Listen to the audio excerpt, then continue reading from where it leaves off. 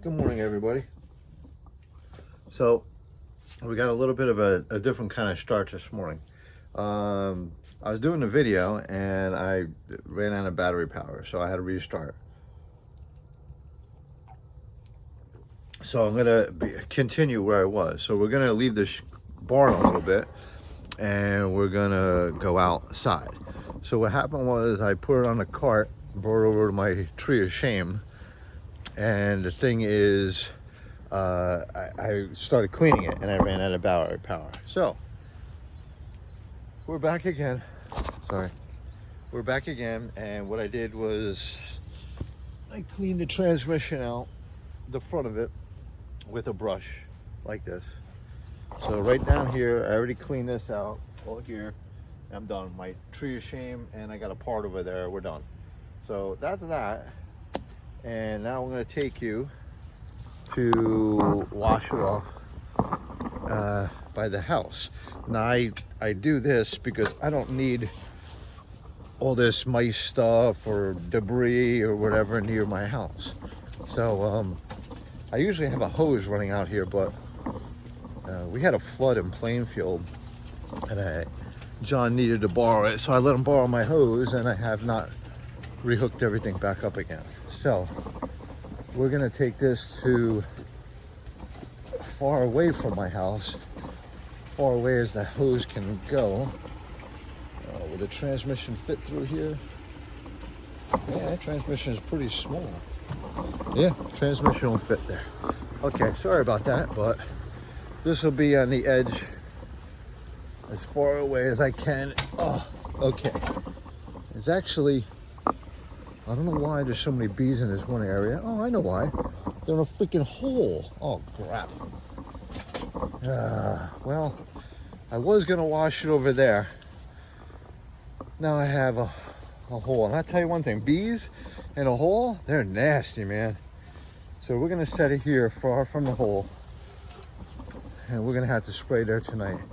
So let me get my hose, and you can see that's an active hole right there. I just saw bees going in there. That's where I was gonna wash it off. But so we're gonna wash it here. Let me grab the hose it down, and that's it. I'll be right back.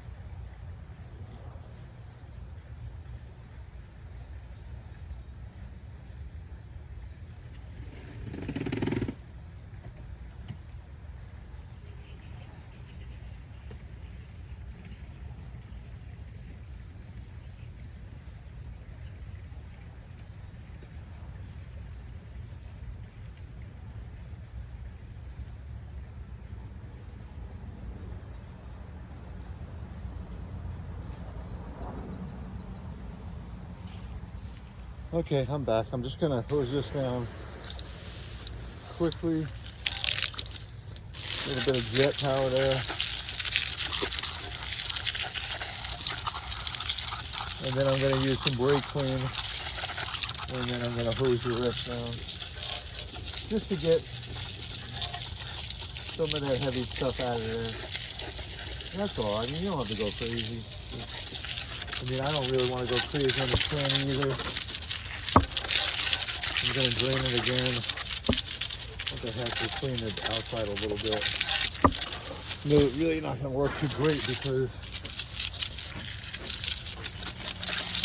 these doesn't really come away. I already ordered the bell housing for it. It was like 42 bucks. Everybody helps me on eBay, so thank you.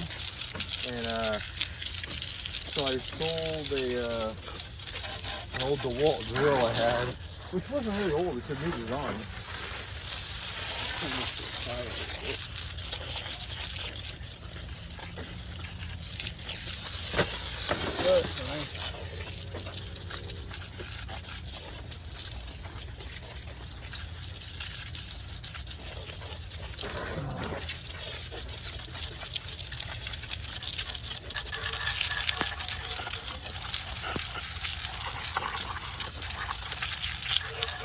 So I sold the drill for like $60 something, and I ordered this bell housing for $42. Wait, I'm a couple bucks in a hole. Not really, because had the drill forever. And it's a good drill, I don't need 19 freaking drills. So I got rid of that drill.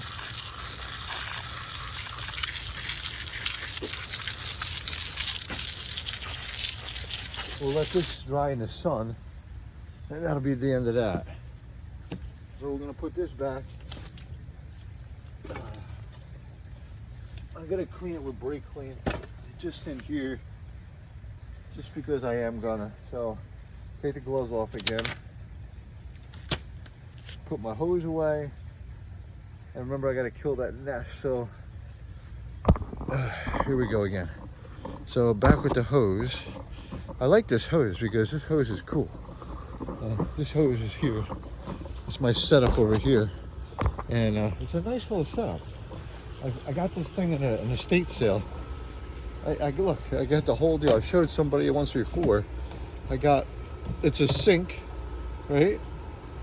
I got my Gojo in here, my scrub brush, and then a regular soap to clean back up again, and a little scrub brush.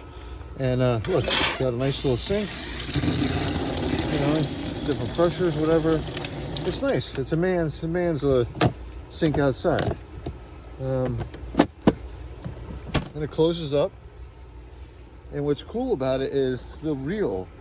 Now the hose is, look, the hose is way over there. Follow the hose way out there. But what's so cool about this is they always break. But on this one, there's a lever. It operates. And check it out. It goes automatically, all by itself.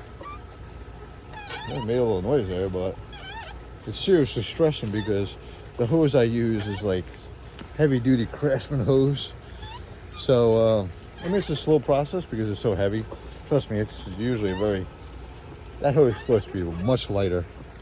And so it reels up by itself under water pressure. So water pressure operates this thing, and that's it. So let me give it a little hand. Oi, give it a hand. It's getting stuck on the grass. It's got just, I push everything to the limit. So, but that's it. So as that reels up,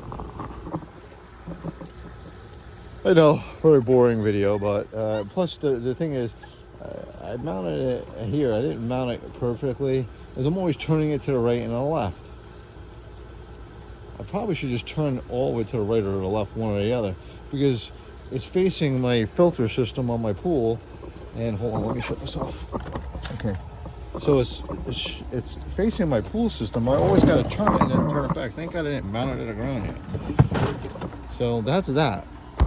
That's a nice little setup though, isn't it? I mean, it's right next to my spigot, my timer. I'm watering my garden right now. That's how I water my garden. I just turn on the timer. The water goes all the way to a lead, all the way this way, all the way that way, all the way out to my garden. I ran a lead, just a hose, so it waters it automatically, the irrigation system. So let me shut that off. I'm sorry. I leave it on for an hour in the morning, an hour at night.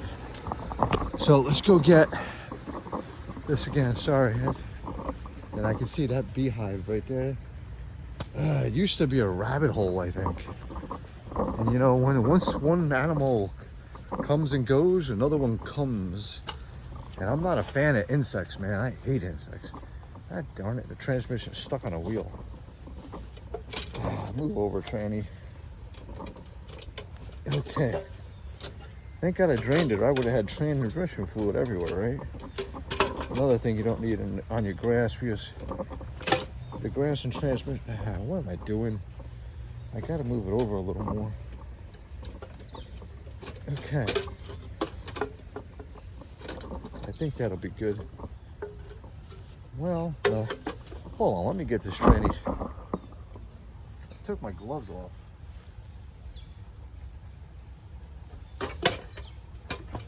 It's stuck on a wheel.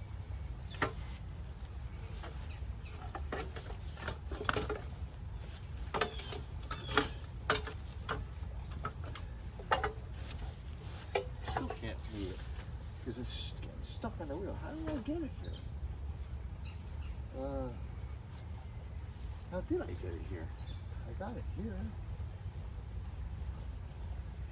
You know how we can do this? You stand it up. Fluid can't come out.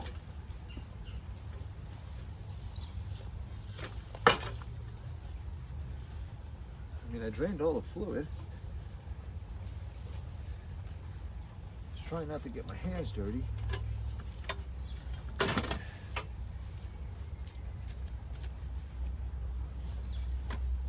Alright. Not exactly how I wanted to do that, but that worked. So let's bring it back. Yoink. This is the hardest thing about doing this kind of stuff. Doing it with one hand, using a selfie stick in the other hand, getting past everything and not destroying my house. But you know what? It's all worth it because I save another one. Wow. I save another one of these Jeeps from the junkyard. She didn't need to go to the junkyard. She needed a couple parts. We're just gonna say $500 to $800. This thing's back on the road. And I'll tell you one thing, it's better than normal. It's better than good new. Well, it's got a lot of new parts, a lot of used parts. So right now I'm gonna let it dry out here on the side of my barn because there's no reason we need to keep it in the barn to get it all wet. I should have left my damn gloves on. Okay, so I'll leave it that way because so if it rains, it shouldn't rain. You know what? Sorry everybody, boring kind of video, but let me, what I'll do is I'll put the tranny down, then I'm gonna clean it, then before I go to work, I'll bring it back in, just in case it rains. I don't really want to have all the water going down in there. So here's another part. Here's my cross member for the transmission too. And you can see how big this hole is. Well, it's supposed to be like this size, this small little hole, instead of rotted away so badly, rotted away, and there's one. So this one and that one were the only thing holding this transmission. This was busted, so the motor mount was busted. There's no bolts holding it in, so guess what? That's why the bell housing broke. It was broken and it was just sitting in there.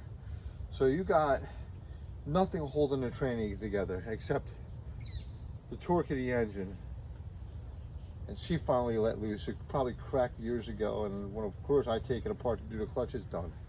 So is it the Jeep's fault?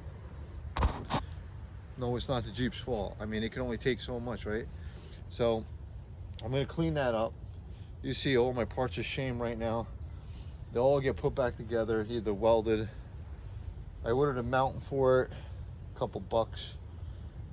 The cross member, I got to do a little welding, I guess, to it. I'd rather keep it all in stock. So you're going to see me take all that apart and re-weld some brackets. At least get it done. 4 parts, you know, 4 blocks, and then a bell housing I got for 42 bucks. That's coming. I already had the slave cylinder. The line's the only thing I have a little bit of a problem with. I can find it up to 95, but below that I can't find it, and I'll find it. But so I got the bell housing coming used. I got a sleeve. I got a clutch coming, so I can put the clutch together. I can put the slave cylinder together. I can't put the bell housing together. So I can't bolt it. I can't bolt the tranny there yet. But I can get a lot of things done. So my clutch didn't come yet. So when the clutch comes, we're going to put all that together. So right now, I'm going to kill this video, clean up a little more, and going to start taking the clutch assembly off of there and the starter. So